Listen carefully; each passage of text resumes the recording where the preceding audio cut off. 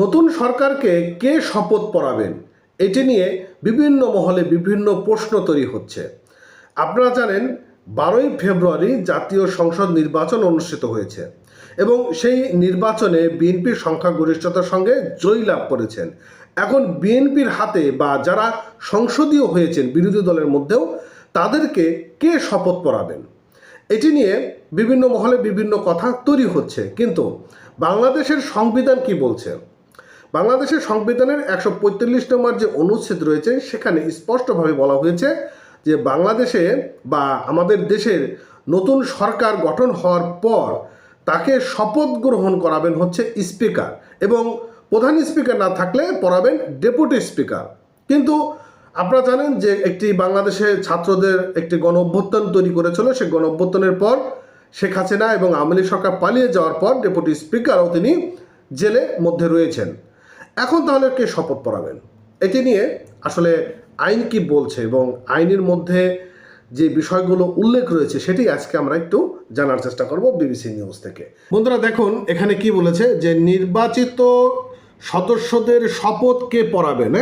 দেখেন বলছে শপথ কে পড়াবেন, এই প্রশ্ন উঠেছে কারণ সংবিধানের 145 অনুচ্ছেদ অনুযায়ী নতুন সংসদ সদস্যদের শপথ পড়াবেন জাতীয় সংসদের স্পিকার এবং ডেপুটি স্পিকার। কিন্তু 24-এর ছাত্র জনতার অভ্যুত্থানের পর পরবর্তী পরিস্থিতি সংসদে নেই, স্পিকারও নেই, এমনকি ডেপুটি স্পিকার কিন্তু এখন কারাগারে রয়েছেন।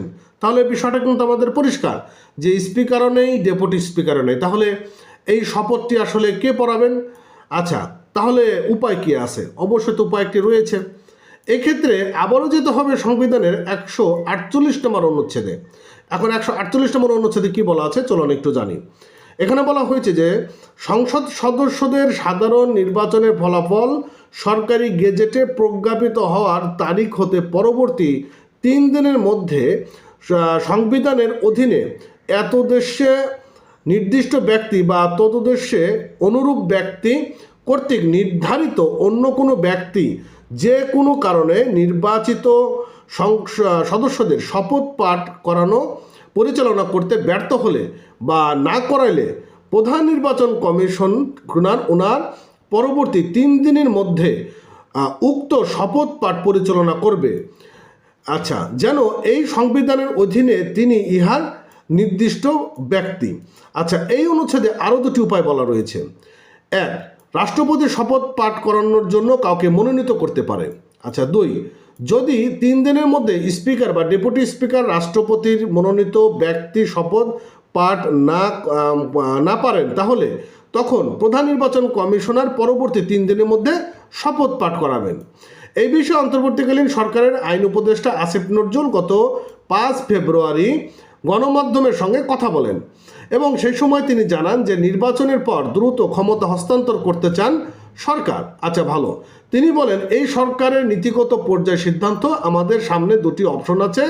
এক হচ্ছে রাষ্ট্রপতি মনোনীত কোনো ব্যক্তি শপথ পাঠ করাতে পারেন, উদাহরণ হিসেবে হয়তো আমাদের প্রধান বিচারপতি এটি করতে পারেন, আর আরেকটা না হয় আমাদের প্রধান নির্বাচন কমিশনার আছেন, তিনি শপথ গ্রহণ করাবেন। এই ক্ষেত্রে একটি সমস্যা আছে, 3 দিন অপেক্ষা করতে হবে এবং আমরা আসলে অপেক্ষা করতে চাই না। আমরা নির্বাচনের পর দ্রুত সম্ভব শপথ গ্রহণের মাধ্যম ব্যবস্থা করতে চাই বললেন তিনি বলেছেন।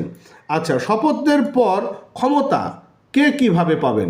শপথের পর সমাধান হয়ে গেলেও আরও কিছু প্রশ্ন থেকে যায়। আচ্ছা, ক্ষমতা কে কিভাবে পাবেন, অর্থাৎ সরকার গঠন কে করবেন এখানে একটি প্রক্রিয়া হবে রাষ্ট্রপতির মাধ্যমে। আর তিনি অর্থাৎ রাষ্ট্রপতি যে দল বা জোট এককভাবে সংখ্যাগরিষ্ঠ আসনে জিতেছে অর্থাৎ 151টি বা তার বেশি জয়ী হয়েছেন তাকেই সরকার গঠনের জন্য আহ্বান জানাবেন।